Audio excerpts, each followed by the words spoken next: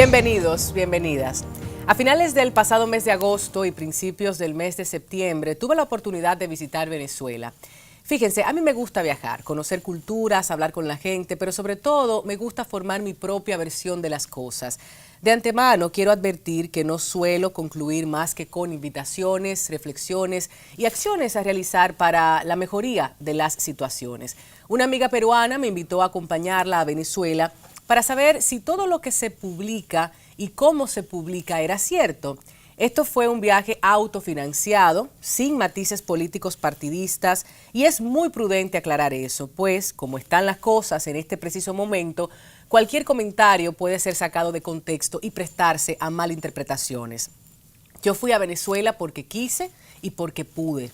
Muchísimo que contar, un país precioso con gente de todo tipo, que no es justo juzgar dadas las condiciones en que se encuentran en este momento. Y no hablo de lo económico, también de lo emocional. Pues yo cambié a 900 bolívares por $1. Existen 3 diferentes cambios en el mercado. El bachaquerismo es una realidad que duele y de la cual muchos se están beneficiando. Es una profesión revender productos escasos o al triple de su precio regulado. Si hay productos en ciertos mercados, sí. Los supermercados también, pero carísimos, a precios que pocos pueden pagar. El papel higiénico, sí es cierto, ni en la mayoría de restaurantes ni aeropuertos que visité tenían disponibilidad, ni agua para aseo tampoco. De hecho, personas tuvieron que negarme el acceso a su baño por falta de agua o de papel higiénico. Si hablamos de transporte público, 35 bolívares, casi nada. Un taxi de 1.200 a 1.800 bolívares. Un museo de 100 a 50 bolívares. Una botella de agua de 200 a 1.800. Yo intenté subir a Katia, a Petare, recorrer el 23 de enero, pero no fue posible. Ojalá pueda hablar con su gente algún día, gente maravillosa.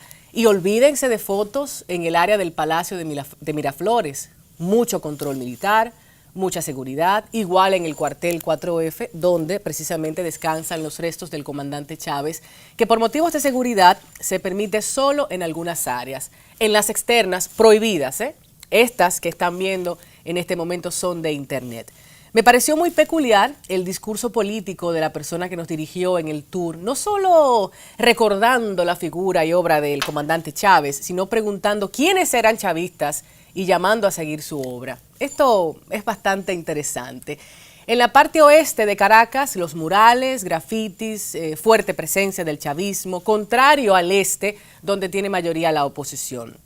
Yo pude escuchar expresiones como basura comunista, o por el contrario, sí vamos a salir porque necesitamos salir. ¿Propaganda gubernamental? Sí, muchísima, pero creo que tomando en cuenta lo que allí se pelea, es hasta comprensible. ¿Quién no lo hace? ¿Quién no lo haría? Imagínense que el 75% tiene menos de 45 años. Hablamos de aproximadamente 23 millones de personas. ¿Por qué lo menciono?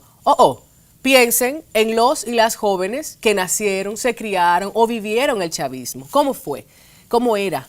No piensen en eso, Piensen en la importancia del poder popular, de ese poder protagónico.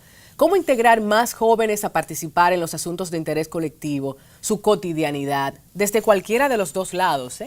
Chavistas me comentaron que la oposición estaría intentando derogar la ley de participación ciudadana y la ley de poder popular, por ejemplo.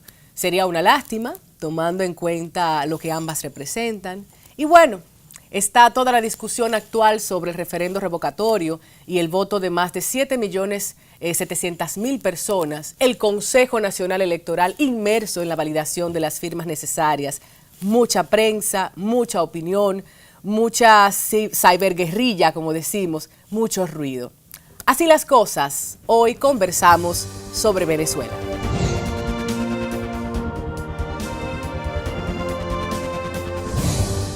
La historia de lo que hoy llamamos República Bolivariana de Venezuela surge como la historia misma de nuestra América, marcada por amplias rebeliones, colonización española y una profunda diferencia de clases. En medio de ello, en Caracas, nace Simón Bolívar, quien con su visión cruzó los Andes y liberó a Colombia, Venezuela, Ecuador, Perú y Bolivia para conformar la Gran Colombia. Después de obtener la independencia para la nueva nación, las guerras civiles y las dictaduras realizaron estragos en el país. corrientes separatistas desmantelan el Ejército Libertador y fragmentan la unidad de la Gran Colombia. En Venezuela se funda la Cuarta República, como continuidad de las dos primeras repúblicas mantuanas.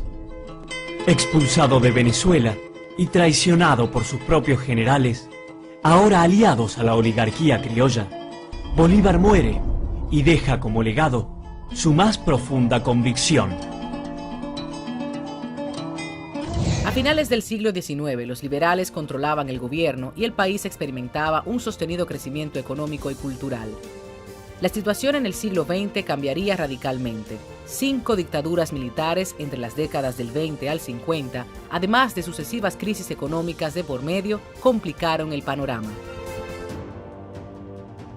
Tras el regreso a la democracia con el presidente Rómulo Betancourt en 1960, cuestionado posteriormente por sus acciones a través del Partido Acción Democrática y la aparición en el escenario político del Comité de Organización Política Electoral Independiente, COPEI, conocido también por su eslogan Partido Social Cristiano o Partido Verde, permitieron una nueva constitución para el año 1961, con el fin de consolidar la débil democracia venezolana. Desde 1952, gobierna dictatorialmente en Venezuela el general Marcos Pérez Jiménez. El descontento popular y el desgaste del régimen lo convierten en un dictador poco confiable para el país del norte, que comienza a preparar su caída en complicidad con los dirigentes de Acción Democrática y COPEI.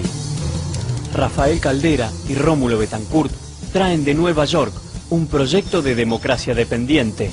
A través del llamado Pacto de Punto Fijo, se establece un acuerdo de gobernabilidad destinado a cerrar el paso al avance de corrientes nacionalistas y populares.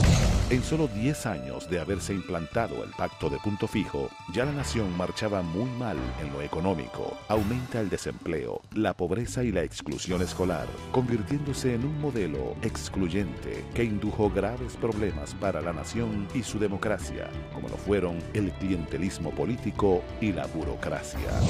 Durante muchos años, la renta petrolera, de donde se obtenían los beneficios económicos y financieros del país, se distribuyó de manera desigual. Ante esta situación, 200 años después del nacimiento del Libertador, surge el movimiento bolivariano revolucionario y simultáneamente las medidas económicas de Carlos Andrés Pérez generaron descontento social, con el Caracazo en 1989. La democracia de punto fijo se descontrola al punto que, aunque Venezuela se benefició del boom petrolero de principios de los 70s, los precios del energético bajaron a finales de los 80s, lo que implicó una nueva crisis económica y política para el país. Es allí donde surge el liderazgo social, político y militar del comandante Hugo Rafael Chávez Frías, junto al grupo de resistencia Movimiento Bolivariano Revolucionario, en el cual la sociedad venezolana se refugió, logrando la renuncia de Carlos Andrés Pérez y presentándose como candidato independiente Hugo Chávez, cuya principal aspiración era retomar la visión de construir una nueva república siguiendo los ideales de Simón Bolívar, naciendo así la Quinta República. No obstante, los grupos de oposición aliados a Estados Unidos suspendieron del cargo, en un intento de golpe de Estado en 2002, al presidente Chávez, en el que la respuesta del pueblo no se hizo esperar en las calles de toda Venezuela, exigiendo la reestructuración del gobierno de Hugo Chávez. Es una dictadura, eso es lo que está pasando. Que aquí no queremos dictadura, aquí queremos democracia. ¡Más nada! ¿Qué voy a hacer yo con mi voto? Yo voté por Chávez, yo quiero que Chávez termine su mandato. Porque si esto es democracia, debe dársele respeto a las leyes. ¡Nos tienen secuestrados!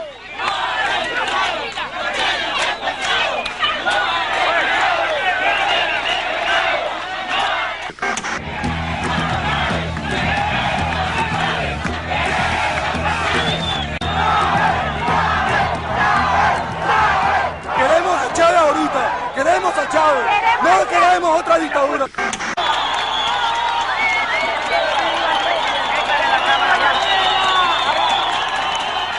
Lográndose restablecer el gobierno de Hugo Chávez, este profundizó sus transformaciones sociales con ímpetu y fue elegido como presidente en 3 ocasiones más. No obstante, desde ese 2002 comenzaría la división de la sociedad venezolana hasta el día de hoy, polarizada entre el chavismo y la oposición, mientras el gobierno y la sociedad intentaban redefinir el futuro de Venezuela. Tras la muerte de Chávez, el 5 de marzo del 2013, la situación económica de Venezuela se agravó debido a la caída de los precios del petróleo y los minerales, lo cual ha afectado la calidad de vida de miles de venezolanos, impedido el acceso y disfrute de servicios básicos y, por ende, el ejercicio de los derechos.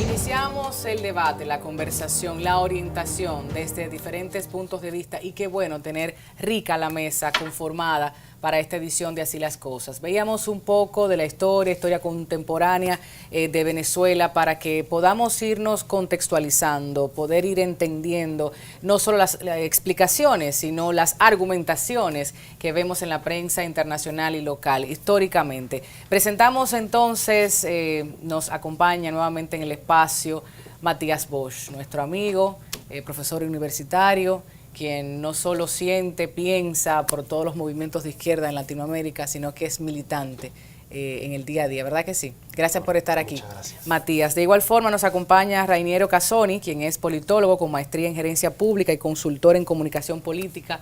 Estuvo con nosotros analizando un poco las elecciones de República Dominicana, estuvo como observador y hoy pues hablar finalmente de su patria, de Venezuela, las relaciones con nuestro país y demás. Gracias. Es muy importante, gracias a ti. Y le damos la bienvenida a Natanael Concepción, quien es abogado con estudios en Derecho Internacional y Relaciones Internacionales. Gracias. Importante quizás orientar a tanta gente que a través de las redes sociales, cuando yo dije me voy a Venezuela, de las cosas que escribían eran: tú estás loca, te van a matar, te van a robar, te van a asaltar, cuidado por allá. Sí, es cierto, hay muchas situaciones que denunciar y debemos ser sinceros. Yo creo que la sinceridad es parte primordial de toda esta discusión que deben tener tanto los chavistas como el sector oficial, o el sector opositor, mejor dicho. Pero caramba, cuánta desinformación. Yo creo que para eso estamos aquí, cada quien con sus perspectivas y su formación y su caminar en la política, no importa República Dominicana o Venezuela, sino latina, y conocer un poco de allí. Vamos a hablar de esos gobiernos derrocados en América Latina. Yo creo que es importantísimo hablar de esa injerencia estadounidense, el apoyo político, económico, para que muchos de estos intentos democráticos no se vieran realizados, no fueran concretados, materializados. Bueno, si empezamos por el profesor Juan Bosch en República Dominicana, por ejemplo. Bueno, en su libro Las venas abiertas de América Latina y en Memoria del Fuego, Eduardo Galeano. Él contabiliza más de 70 las acciones del poder norteamericano sobre la América Latina en el siglo XX. Eduardo Galeano nos cuenta ahí desde las invasiones de 1916 en Santo Domingo, 1915 en Haití, hasta las acciones que están teniendo hoy, que no están en los libros de este autor, en Siria o en Irak o en Afganistán. Yo creo que la América Latina ha sido siempre un lugar productor de inmensas riquezas de las que no ha podido disfrutar ni satisfacerse. Y el siglo XX fue un siglo donde se consolidó una relación subordinada con las grandes potencias internacionales, empezando con Estados Unidos, que además era una subordinación política que se manifestó en los golpes de Estado y en esas acciones que Galeano nos cuenta. Claro. La expresión más cruda del golpismo en América Latina y la participación de Estados Unidos en en esa tradición fue la experiencia de Salvador Allende en Chile. 1973. 73, donde está archidocumentado y demostrado el financiamiento, la operación política, mediática, la acción sobre los militares para favorecer que allí se diera no solo un golpe de Estado, sino que una masacre, pero además una reforma económica que convirtió a Chile en un enriquecedor con sus riquezas naturales de los bolsillos de los grandes capitales de Estados Unidos. Yo creo que esa ha sido una gran lucha, así como el 12 de julio de 1971 se nacionaliza el cobre en Chile. Esa es una larga tradición de disputa entre nuestros pueblos y las potencias colonizadoras. Cuando en Venezuela, por ejemplo, se recupera el petróleo para el disfrute de los venezolanos, no para el disfrute de las transnacionales, además de ser una fuente de estabilidad para toda la región, sin duda que el mundo se vio reflejado, y sobre todo las luchas históricas de América Latina se vieron reflejadas en la reivindicación. Bueno, una riqueza como el petróleo, claro, tiene que estar al servicio del gran capital o tiene que estar al servicio del bienestar de la población y por cierto, de América Latina. Yo creo que no podemos explicar, por ejemplo, que desde 1998 a la actualidad el 60% del gasto de gobierno en Venezuela sea gasto social, el 60% del gasto sea gasto social, sin, por ejemplo, la reivindicación la recuperación del petróleo y la disposición del petróleo en favor de los grandes cambios sociales.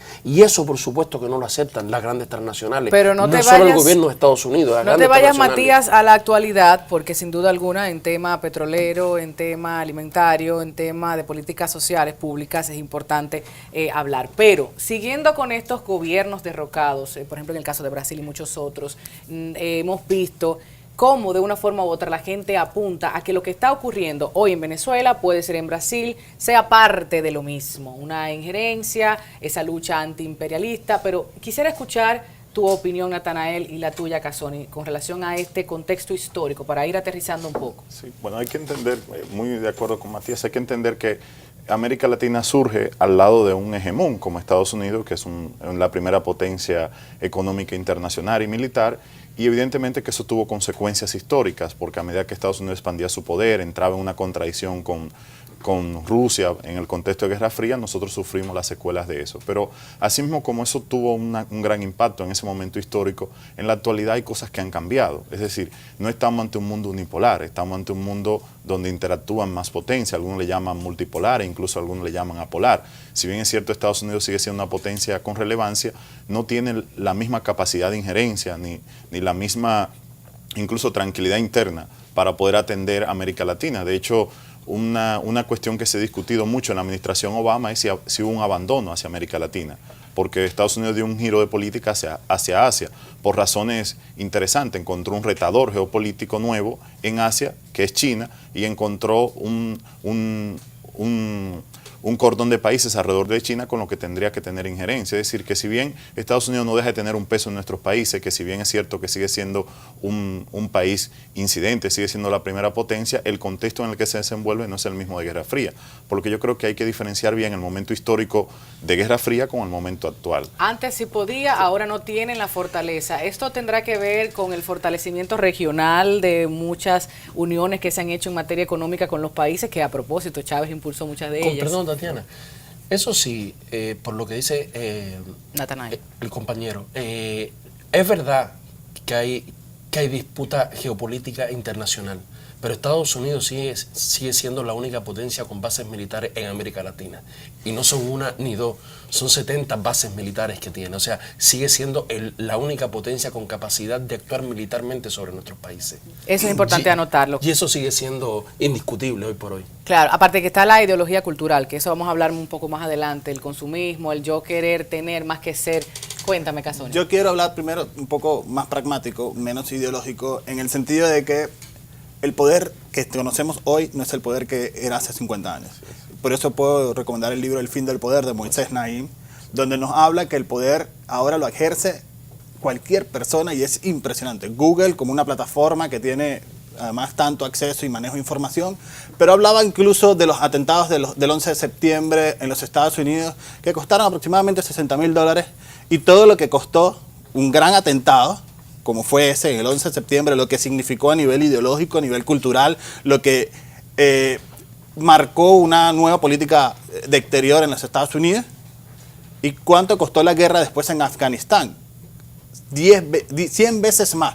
Estamos hablando de que ahora cualquier persona puede ejercer poder porque la información está en la mano de cada una de las personas. Y cuando se tergiversa la información a nivel mediático se ejerce un gran poder. Porque sí, a propósito que tú hablas de la invasión, tenemos que recordar que los norteamericanos volvieron a votarle. Y ahí habían documentales y habían pruebas contundentes para que el norteamericano dejara de confiar en la administración Bush. Sin embargo, lo hizo. ¿Por qué? Por el terror, por el miedo, por el pánico que se infundió a través de los medios de comunicación a toda esa población. Y eso es importante, porque yo creo que lo que va a venir en el mundo político es que el conocimiento cada vez, que a pesar de que está disponible en Internet, no quiere decir que estamos más informados. Totalmente de acuerdo. Eso es lo primero que hay que aclarar. Entonces yo me quiero ir un poco 50 años atrás, incluso 100 años atrás. Estados Unidos comprendió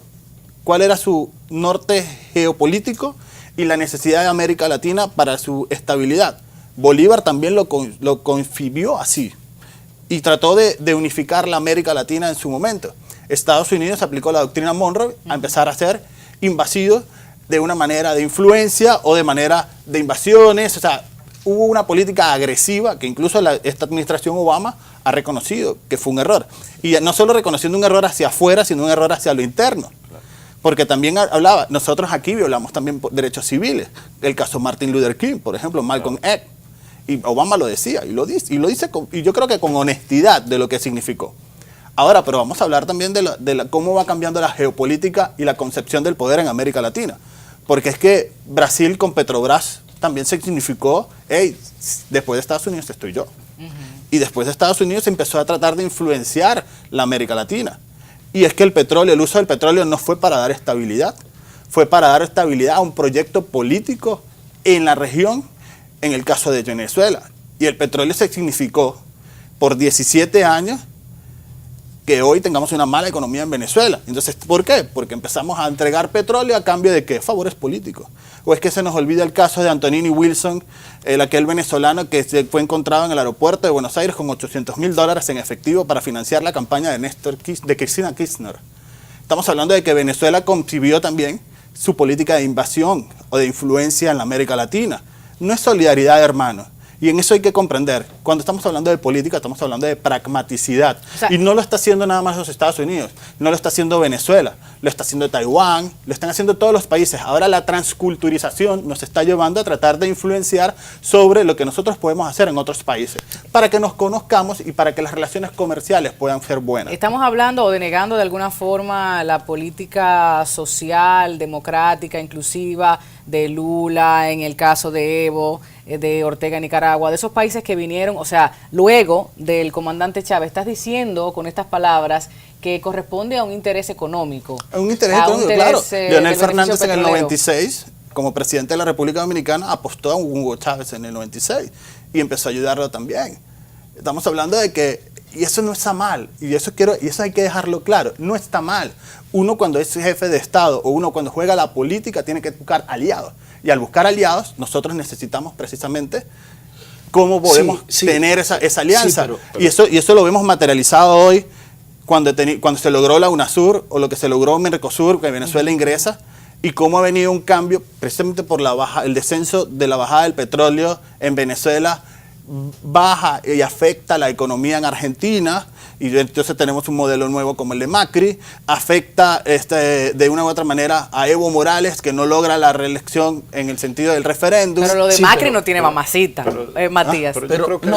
Yo creo que tú adjudicabas, por ejemplo, a lo que yo estaba señalando, o a la posición un poco como de ideológica y a la tuya como pragmática. Yo considero que la tuya es profundamente ideológica. Es decir, tú estás señalando que en el fondo República Dominicana es un vendedor de favores políticos. O sea, que República Dominicana está inserta en Petrocaribe porque le ofrece sus servicios políticos a Venezuela y Venezuela le ofrece petróleo. Pero no nosotros, todos yo los creo, países. fue una alianza. No. Y hay que recordar también de la doctrina Betancourt, que eso es importante. No, y quería decir, como la doctrina Monroe, también para terminar, yo creo que tienes que saber diferenciar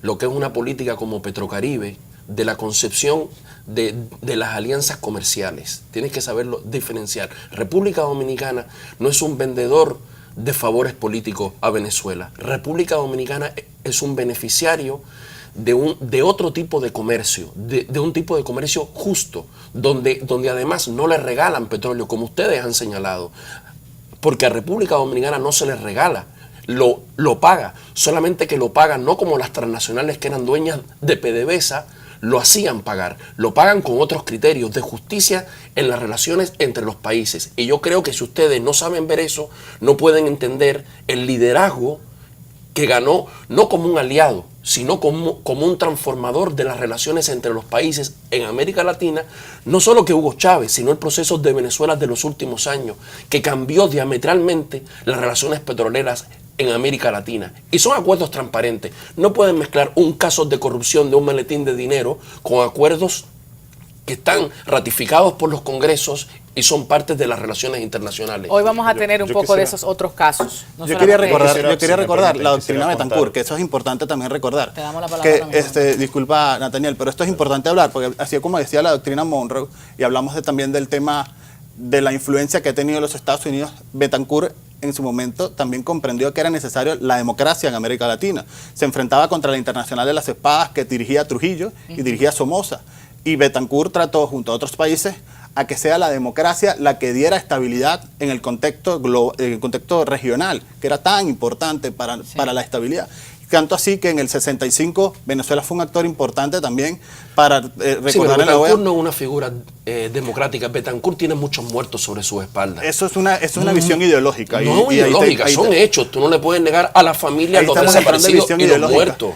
Ahí estamos hablando de visiones ideológicas. No pueden negar muertos en la historia. Eso es terrible. Podemos tener distintas valoraciones sobre figuras políticas. Eso es terrible. Pero lo que quería apuntar por intento era... al asesinato de Betancourt. Aquí de Balaguer pero me parece que fue de parte de Trujillo. Desbordó el vaso y Trujillo fuera. Sí. Me parece que hay un tema estructural que tocaste, que bueno aclararlo y un poco, Matías y tú tenían un intercambio sobre eso. Primero, hay que entender el fenómeno Chávez y la relación con América Latina. Y quizá quitar algunos mitos de por medio. Primero, hay dos tipos de alianzas. Está el ALBA, que era una alianza de integración económico-política, y está Petrocaribe, que era otro tipo de programa. Que si bien es cierto, desde Venezuela se puede sentir que el petróleo que fue parte de este programa pudo haber sido regalado, es bueno aclarar que no. Y un ejemplo es que en el caso de República Dominicana, la deuda de República Dominicana se saldó. Incluso pasó algo muy curioso, que Venezuela lo que le pidió a República Dominicana fue que le pagara por anticipado en esta última etapa por la crisis de deuda, y se pagó. Bueno, puedes decir si el tema de financiamiento fueron una tasa muy alta o fueron bajas. Lo que se hizo fue que se dio el petróleo a una tasa bastante equitativa en un momento de crisis, y fue un gesto muy solidario. Pero República Dominicana nunca entró al ALBA, por ejemplo. Otros países sí entraron. Entonces, es bueno entender, digamos, que hubieron dos tipos de bloques. Un bloque que tenía una confluencia ideológica más amplia, y hubo otros países más de centro, que es como es República Dominicana, que es capaz de tener relaciones con Venezuela y Colombia en la época de Álvaro Uribe y de Chávez, y fue capaz de mediar. O sea, es bueno un poco entender eso. Y bueno es entender también que el ascenso de Chávez se da luego con una serie de gobiernos de izquierda que van ascendiendo por razones distintas. Por ejemplo, el ascenso en Brasil de Lula no fue porque lo financió el petróleo de Venezuela. Esto es correcto. En efecto, y luego, ¿por qué todos comienzan a tener problemas? Es por un elemento común, la crisis del 2008. La crisis del 2008 fue una crisis financiera internacional que generó un efecto no solo en la economía de Latinoamérica, en la economía mundial. ¿Y ahí qué ocurrió? Bueno, hubieron gobiernos que durante la bonanza hicieron la tarea y hubieron otros que no. Quienes no hicieron la tarea, pues evidentemente se enfrentaron a una situación peor. Es un poco lo que pasó con Brasil. Bueno, el crecimiento de Brasil, si bien es cierto, sacó personas de la pobreza, hubo otros problemas estructurales que no resolvió eso, pasó factura en algún momento. Hay críticas. Entonces, y críticas. De hecho, claro yo que quisiera... sí. De eso vamos a hablar, me disculpas, porque tranquila. tengo que compartir con ustedes y la audiencia la entrevista que realizamos al ingeniero Sergio Sánchez. Él es analista político, militante del PSUV y presidente del Consejo Municipal de Mariño del estado de Aragua. Conversamos con él, él realiza críticas importantes, muy objetivas, muy sinceras, no solo al chavismo, a la oposición, nos habla en materia económica de diversos temas. Luego de la publicidad, continuamos aquí con la discusión ideológica, económica, política sobre Venezuela hoy. Quédense.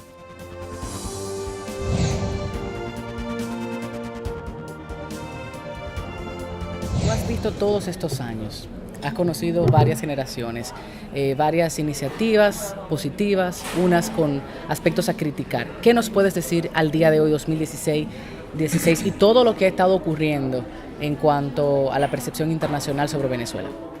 Bueno, lo primero que hay que decir es que la revolución bolivariana llegó al poder producto de un conjunto de contradicciones económicas, políticas y culturales que existían en un país petrolero con unos niveles de pobreza bastante elevados. No distancia mucho de lo que está pasando en Colombia, de lo que está pasando en muchos países centroamericanos, el hambre, la miseria, condiciones objetivas, dirían algunos teóricos, y así surge un movimiento militar inicialmente, que en el 92 tiene una intentona y se construye en una referencia. En el 98 se llega por la vía electoral, el presidente Chávez en su momento, que había que hacer una reforma del marco constitucional, y eso fue exitoso. Las propuestas iniciales del presidente Chávez no eran socialistas, eran propuestas más bien tendientes hacia la socialdemocracia, hacia el sentido patrio de soberanía, y a mí me parece que fue correcto, porque él necesitaba aglutinar a grandes cantidades de sectores populares en torno a la reivindicación no solo de la patria, sino de ellos como sujeto social. Y la política central del presidente fue, su esencia se concentró en la democracia participativa y protagónica. ¿Qué quiere decir esto? Bueno, nosotros teníamos una democracia donde solamente cada 5 años votábamos. ¿Representativa y a qué nivel de representación? ¿Y a qué nivel de representación? De tal manera que nuestra participación como sujeto se limitaba a esos 2 minutos, 3 minutos durante el voto, pero después de eso no existíamos. La democracia participativa y protagónica viene a constituirse en la posibilidad, por ejemplo, de que las comunidades se organicen en consejos comunales y que ellos mismos reciban parte de los recursos del situado constitucional, del presupuesto de la nación, para que resuelvan sus propios problemas. Un ejemplo, pero también para las decisiones cotidianas de la comunidad, para constituir la carta de convivencia, que son normas de obligatorio cumplimiento en esa comunidad. Luego, a medida que ese proceso va avanzando, llegamos a una gran conclusión. Es que la propia lógica del capital impide el desarrollo de la democracia, porque la democracia es control, es participación, y esa democracia, ese control, esa participación va en contra de la ganancia, va en contra de la plusvalía, va en contra de la apropiación mafiosa de capital. De la distribución equitativa. Y de la distribución equitativa y justa de la riqueza. Y tristemente en el caso venezolano también en contra de la soberanía, porque en el caso venezolano teníamos hasta hace poco una renta petrolera extraordinaria que representaba el 97% de todo el ingreso que tenía la República, PIB de exportación, y por lo tanto el mayor negocio de Venezuela era cómo tú te apropiabas de una parte de esa renta petrolera. Por lo tanto, el comercio estaba hipertrofiado e incluso los muchos fabricantes nacionales lo que hacían era comprar en el extranjero, tachar donde decía Made in China y ponerle Made in Venezuela.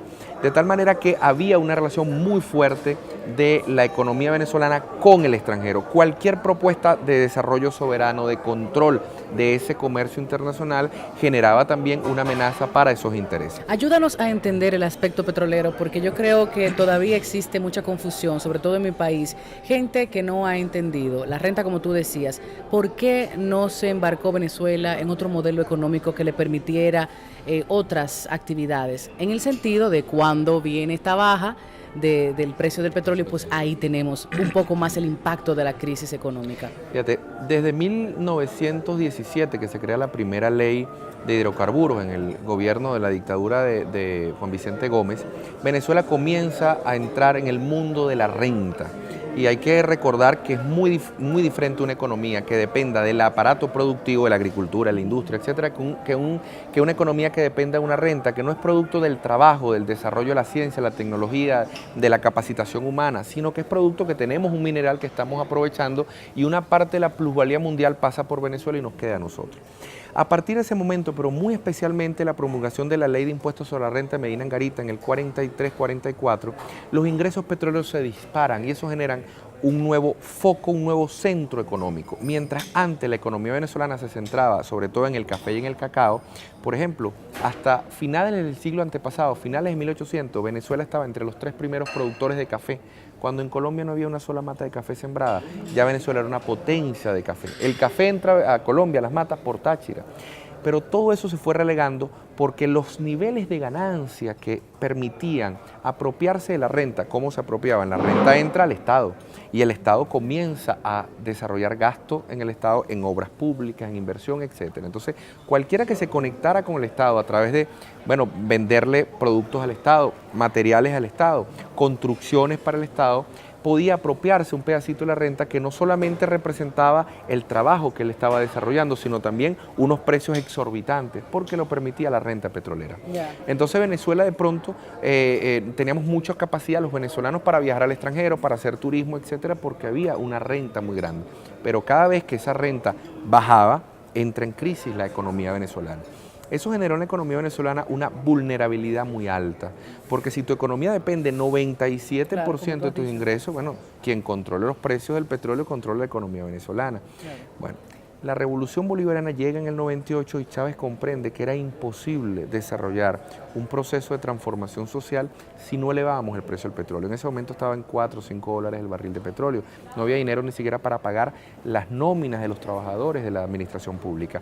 Chávez hace esa gira muy polémica por todo el Medio Oriente. Fue incluso hasta hablar con Saddam Hussein, que tenía un bloqueo, y se hace la cumbre de la OPEP aquí en Caracas y logran, bajo propuesta de Venezuela, construir la banda de precio entre 30 y 36 dólares. Y el barril, con Arabia Saudita y con todos los productores, se logra posicionar el precio del barril entre 30 y 36 dólares y hace viable la revolución bolivariana. Después se impone una tesis en la revolución bolivariana que era el pago de la deuda social. Personas que tenían enfermedades de hace muchísimos años y no se le había operado. 1,5 millones, 2 millones de personas que no sabían leer y escribir. Agua potable, telefonía, etcétera. Y comenzó a hacerse una inversión muy grande en lo que fue el pago de la deuda social. Y eso fue correcto, había que atender a unos grandes sectores, pero ese pago de la deuda social no implicaba el desarrollo del aparato productivo, de las fuerzas productivas.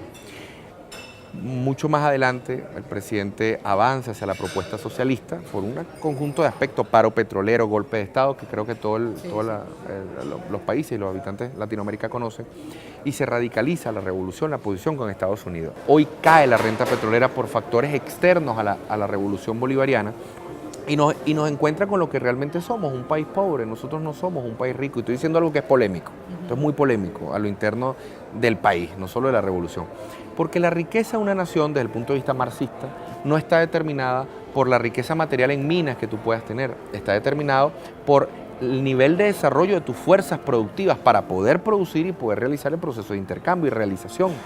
Bueno. Y ahí, si a eso le sumamos también una visión más holística, el nivel humano, o sea, la solidaridad, la fuerza, esa dignidad que se supone en momentos de crisis y de baja, ¿no? Todos deben unirse. ¿Qué ha pasado con el pueblo venezolano en ese sentido? ¿Por qué la polarización tan alta? ¿Por qué muchos que no reconocen todo eso que está a la vista de todos los países de Latinoamérica y el mundo? Bueno, porque yo creo que aquí ha habido una polarización, hubo una polarización inicial en torno a un proyecto nacional que el presidente Chávez manejó y a mi entender lo hizo de forma correcta, o sea, los que estamos con la patria y los que no están con la patria. Y eso generó una polémica muy fuerte, pero esa polémica se le agregó, digamos, las tonalidades que a veces no son adecuadas, las categorías, los calificativos de ambos lados, y eso sin querer fue convirtiendo o reduciendo la política venezolana al debate entre oficialismo y escuálido, que fueron los términos que se usan aquí. Son al final términos despectivos que no desnudan en realidad la lucha de clase, que no desnudan en realidad cuáles son las contradicciones de fondo que debemos resolver. Y entonces encontramos hoy, por errores, a mi entender, y así lo he manifestado además en varios documentos públicos, dentro del chavismo encontramos que atacando a sectores populares porque son escuálidos, pero resulta que son trabajadores. Y con esos términos y con esas prácticas sectarias hemos arrojado a grandes sectores revolucionarios a manos de la oposición. Pero también tenemos dentro del chavismo a sectores que se comportan como explotadores, que tienen prácticas culturales, éticas, mafiosas, pero son chavistas. Entonces, nosotros... ¿Y esto ha recrudecido a partir del 2008 en adelante? Sobre todo, claro, a partir del 2008... Y luego de la muerte de Chávez, 2013. La muerte del presidente Chávez. ¿Por qué? Bueno, los sectores de oposición y sobre todo el imperialismo norteamericano han entendido que Chávez era inflanqueable, o sea, tenía un liderazgo fuerte. No había un líder en la oposición que tenía la capacidad de confrontar a Chávez, no solamente por su emotividad, por su liderazgo, sino también por la profundidad de la comprensión de la realidad venezolana y latinoamericana. Claro, porque aparte de eso también influyó en el surgimiento de otros líderes latinoamericanos, lo cual molesta a más de uno. Y estaríamos volviendo a una década 60, 70 y las dictaduras y los golpes de estados en Latinoamérica prácticamente. Bueno, fíjate, Chávez vuelve a retomar un proyecto original que se había abortado, que era el proyecto bolivariano. Claro. Que es el proyecto de una unión latinoamericana. Ese proyecto fue abortado por el santanderismo, por Santander y lo que representó Santander. No, cero unidad. Vamos a dividirnos esto en tantas repúblicas feudales y controlamos nosotros. A diferencia de Estados Unidos. Cuando se da el proceso de independencia en Estados Unidos o en Brasil, pero el mejor ejemplo es el de Estados Unidos, la economía que privaba era una economía liberal que permitía el intercambio comercial entre las provincias. En todas las áreas españolas, las colonias españolas, la economía que privaba era monárquica y toda la relación comercial era con la metrópoli. Por ejemplo, la provincia de Venezuela no podía comercializar con la provincia de Nueva Granada o con las otras provincias. Tenía que comerciar con Madrid y de Madrid venía para acá. Luego, cuando se da el proceso de independencia, los grandes feudos que habían acá plantearon mantenernos con la misma economía. Yo no tengo necesidad de relacionarme contigo, yo quiero controlar esto. A diferencia de Estados Unidos, se conformaron como una nación, las diferentes sectores que había, cuando aquí las colonias españolas nos conformamos como naciones diferentes. ¿Qué plantea Bolívar? Trascendamos esto y construyamos una gran nación. Santander y todas las lógicas, digamos, de esos caudillos, de esas oligarquías, que era el mejor término, nacionales, de estas naciones españolas, lo que hicieron fue fracturarnos. ¿Qué hace Chávez? Rescata el proyecto Bolívar y lo pone sobre la mesa. Que además el mismo proyecto O'Higgins, que el mismo proyecto San Martín, que entendieron que eso era el camino. Rescata el proyecto y lo pone sobre la mesa y dice, ¿para qué seguir adorando hacia el norte cuando nosotros tenemos todo como nación? Tenemos una misma creencia, tenemos una misma situación económica, tenemos una misma lengua, si tenemos todas las condiciones para encontrarnos, así que no tiene sentido que nos dividamos. Y surgen entonces la posibilidad, además por supuesto, no solo por Chávez, habían unas condiciones objetivas en Latinoamérica para que esos pueblos parieran, esos líderes y esos movimientos. Y por supuesto, con la perspectiva, con el faro que empieza a empujar Venezuela y el discurso de Chávez en Latinoamérica, se comienza a evidenciar que más allá de la política neoliberal, del neoliberalismo que daba el fin de la historia, había otro camino. Y ese quizás es uno de los aportes más importantes que hace la revolución bolivariana.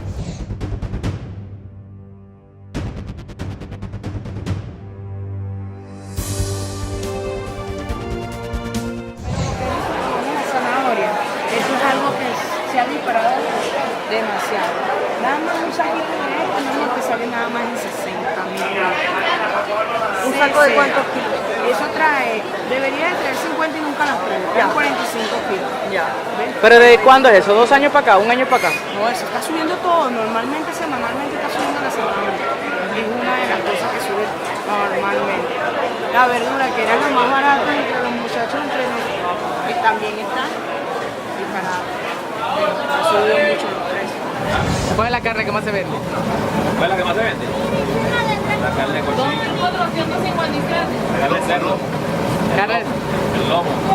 ¿Llega mucho pollo y mucho pescado aquí o no? No, aquí. Llega todo. Pollo, carne, chivo, conejo, iguana, gato. La gente viene que los domingos más. Sí, los domingos, sábado y domingo. Sábado y domingo. Toma. 1.700. Entonces la gente come mucha papa. O sea que beneficia el consumo de la papa. ¿Tú sabes lo que rinde un kilo de papa?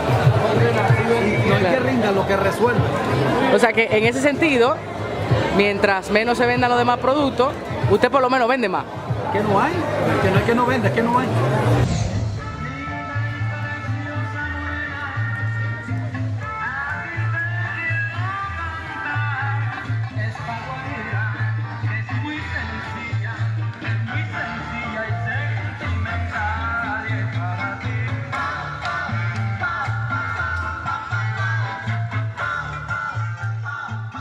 Hemos estado compartiendo imágenes captadas por nosotros durante nuestra reciente visita a Venezuela, de modo que no solo hagamos las críticas al lugar, la conversación puede ser bastante tensa por momentos, por ende también hemos querido refrescar y mostrar que a pesar de tantas situaciones hay un espacio para la música, el baile, la alegría y la tanta cultura e historia que la República Bolivariana de Venezuela puede ofrecer.